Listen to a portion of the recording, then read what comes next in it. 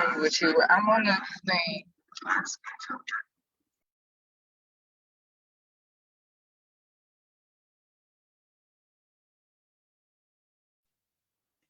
Hello and welcome to the Kentucky Center for Economic Policy and Kentucky Council of Churches Justice Through Bail Reform.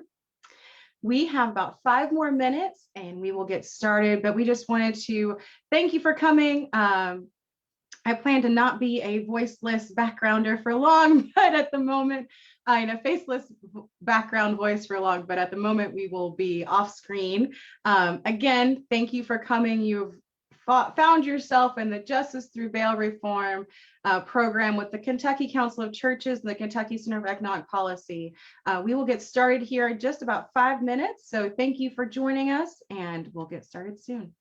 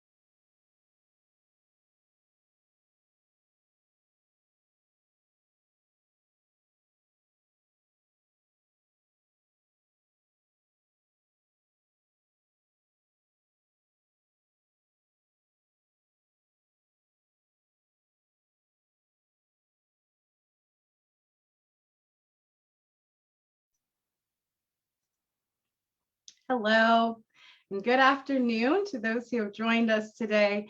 Thank you for being with us. You have found the Justice Through Bail Reform program with the Kentucky Center for Economic Policy and the Kentucky Council of Churches. It is just at 3 o'clock Central Time, 4 o'clock Eastern, and so we are going to get started with our program soon. Too many people in our community are being locked up before they are even found guilty of an offense, with bail set so high they can't afford to get out of jail. The costs of pretrial incarceration are financial, physical, mental, and emotional, and they take a toll on people, families, and communities. Our faith and the facts point us in the same direction, and that is it is time for equal justice for all Kentuckians through bail reform. So about a month ago, we were able to work with Channel 2 in Paducah to create this program, and we're very thankful for them. And so without further ado, I will go ahead and share my screen again. If you can check out the chat, there are some links. If you're joining us on Facebook, I will be throwing the Zoom link in underneath the Facebook Live. So hopefully you can join us over here. We hope that you can utilize the Q&A function at the bottom of your screen to ask questions as the program goes along. And in the chat, we have a link to the Kentucky Council of Churches website, where we have produced a fact sheet and a fact sheet and a small Bible study to go along with this program. I hope that we will add additional things later on within that space as well. So that link is in the chat, along with information from the Bail Project. So if you're looking to get involved in this work, you can check that out at the Bail Project or bailproject.org.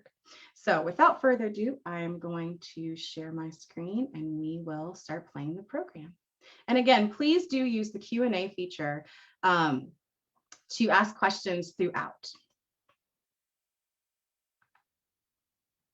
Hit share first. There we go. All righty.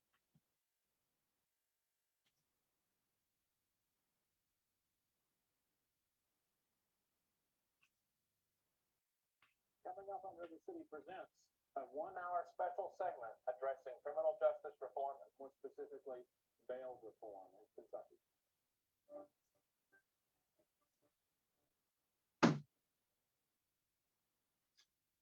Welcome to River City Presents. My name is Daniel Hart. We're starting off 2021 this year with a special 1-hour episode addressing bail reform and the criminal justice system in Kentucky. And joining me on the program today will be Samuel Hawkins, the poet, Reverend Dr. Donald Kentucky Council of Churches, Dr. Ashley Spalding, the Research Director of the Kentucky Center for Economic Policy, Amanda Groves, Pastor and President of the Kentucky Council of Churches, Savvy Shabazz, who's a bail disruptor of the Kentucky Bail Project, and Natalie Cunningham, who's the Outreach Director of the Kentucky Center for Economic Policy. We thank you all for joining us today, and let's get started with my friend from Paducah, Snacks Hawkins. Yes, the name is called America. Yes, Amanda Groves, Pastor and President of the Kentucky Council of Churches. Savvy Shabazz. I am sorry that I am having some sound issues, so we will try to push play one more time.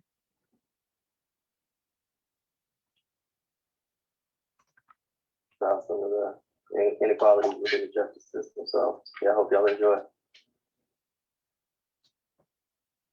Honestly, I didn't want to write this, but God planted a fuse in my heart, and the truth will ignite it. Love will enlight it. Listen, this American dream is a birthday with a Ku Klux theme, and everybody wasn't invited. The guest list, political policies, we need to rewrite it. Maybe then no riots. Maybe then the aching hearts look quiet. Maybe then we can stand together again under a new anthem, flying united. But right now it feels like we're in a plane with no violence. In the streets, it's going down. But like that same plane filled with textbooks, I'm here to jot you some knowledge. Hope you hear me. And over my heart, should I pledge allegiance or take a knee and call it grievance? Is it justice for all or justice for all who fall under a certain category? The justice system is quite fair if you have the money, power, and influence to fight it. Listen to me, Eric the strangling thing. On a New York City corner for selling loose cigarettes. And who do you think they indicted? The cameraman. Like, Sway, nah, I ain't got the answers, man. But for real, it feels like I'm in a dog park to the day 9 gender survey. Ain't that a Ain't that the whip that cracked the back of our ancestors? I wrote this because my soul was restless. Yeah, I bless the families affected. They paint your passing loved ones as thugs and drug addicts. Decency has been neglected. What a way to be disrespected. I've been infected. I found myself crying. And if I recall correctly, it's not my family members that are dying, but it feels like it is. Man, true story. I wrote this poem years ago, at least started it for Trayvon Martin, but I scrapped it because my brain said it was bandwagon source material. But how many black bodies have to pile up until enough is enough? And we know Chicago has had it rough, but if Jerome killed Jamal, he's prosecuted to the full extent of the law. But if Officer Paul guns down Jerome, he just becomes another name in a poem. Can we hear the white silence and the violence?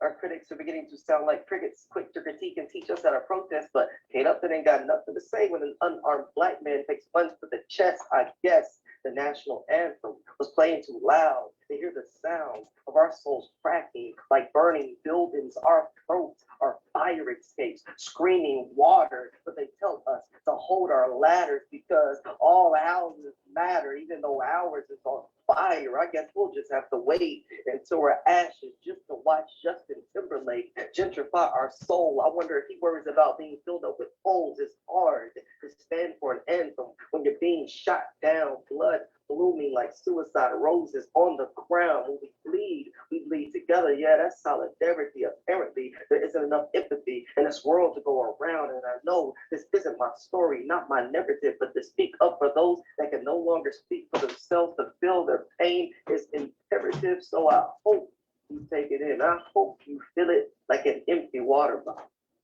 Because to find solutions, yes, to find solutions, we must first acknowledge that there is a problem. Thank you, Snacks. Very much appreciate that. I always enjoy your work, and it's always good to see you. I understand next we're going to have Reverend Dr. Donald Gillette, who's the Executive Director of the Kentucky Council of Churches. He's going to do an invocation for us. Greetings. I bring you greetings on behalf of the Kentucky Center for Economic Policy, the Kentucky Council of Churches, and all of our partners as we welcome you in on a conversation of justice through bail reform, faith, and facts. Why are we here? Some of you may want to know. Well, we're here because we are in a season, or we've been in a season where it's been raining in the lives of people who are being incarcerated and remain incarcerated because they have not had fair and equitable bail hearings across the Commonwealth. Why are we here? We are here because of the inequity in our bail system as part of an inequity of our justice system. Why are we here? So as not to get attached to the illusion of justice. One of two things can happen as we tackle bail reform. We'll either get chewed up in the noise of it can't be done, or there's not enough willpower to get it done, or we can lean forward together and be, as Dr. Martin Luther King Jr. would suggest, drum majors for justice. And that is why we are here today. Our faith leads us to believe in the equity and the dignity of all of God's creation. And it's that human dignity that is being trampled and attacked by the illusions that are put before us of justice. And that is why we need to gain an understanding and the truest essence of what is going on with the issue of bail. Today, you'll hear from impacted persons who will share the inequity and the denial of justice. Today, you will hear from Dr. Ashley fact-based information from data collected across the state, especially Western Kentucky. Today, you will learn of the difficulty of people awaiting trial to receive bail. Today, you will be able to place facts with your faith. It's not right that those who are pretrial incarcerated are more likely to accept bad plea deals so that they can be released. It's not right that based on nothing but subjectivity, that there are some who are held and some who are allowed bail. Today, as people of faith, let's gain a clear understanding that will back our belief, that will propel us into being drum majors for open your heart and your minds, our faith and our reasoning, so that we can see justice through bail reform. Let us pray. Most dear and gracious Creator God, God who is equitable in all things that God does, we come this day just declaring your will be declared on this place. We ask that you would be with us, that you would guide the leaders and the speakers during this hour of faith and fact. But more than that, we ask that you would get into the hearts and begin changing the minds of those who are so staunchly against doing what is right. We call for righteousness. We call for dignity of all of you.